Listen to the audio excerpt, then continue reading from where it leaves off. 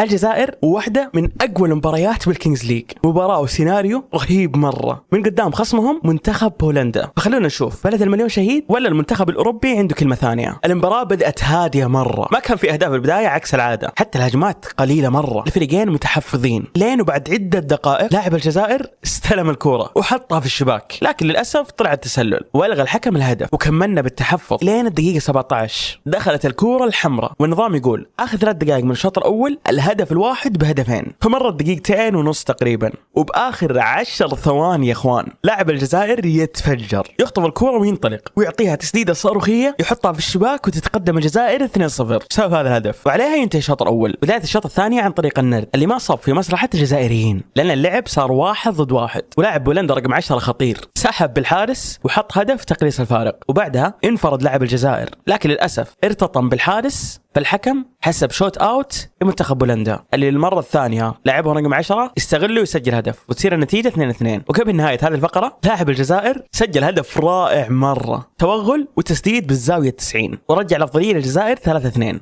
لكن مجرد بدأ اللعب الطبيعي استخدم بطاقة بلنتي الرئيس اللي نزلها رئيسهم وحطها في الشباك، وصارت 3-3. بعدها شفنا استخدام البطائق السرية، بدأوها بولندا ببطاقة الهدف بهدفين، فأي هدف ل4 دقائق بيصير بهدفين، والجزائر نزلوا لهم بطاقة بعد، وكانت الجوكر، وهي تمكنك تختار أي شيء تبغاه، فاختاروا بلنتي. نزل له لاعب الجزائر اللي رقمه 0 وبصفر تردد حطها في الشباك، وألبس نفسه التاج، تاج التقدم بالنتيجة. وما وقفوا هنا، استخدموا أيضا بلنتي الرئيس اللي نزل له الهاشمي بنفسه، وقف الهاشمي وبكل ثقة حطها في نص المرمى، وهدف خامس لمنتخب الجزائر، واحتفالية رهيبة كالعادة. وقبل نهاية بطاقة الهدف هدفين بثواني، تتوقع بقول بولندا سجلوا؟ لا والله، الجزائر تقدموا وحطوا السادس كمان بعد تسديدة صاروخية، 6-3 للجزائر. بعدها البولنديين قلصوا النتيجة بتسديدة قوية، لكن التسديدة الأقوى جات من لاعب الجزائر من ركلة حرة، حطها في الشباك بطريقة أسطورية، وهاتريك للاعب حارس، لاعب رقم 0 هذا أسطوري يا إخوان. بدقيقة 41 نفس اللاعب حط هدف الحسم، هدف خيالي خلاه يسجل سوبر هاتريك ويأخذ أفضل لاعب في المباراة.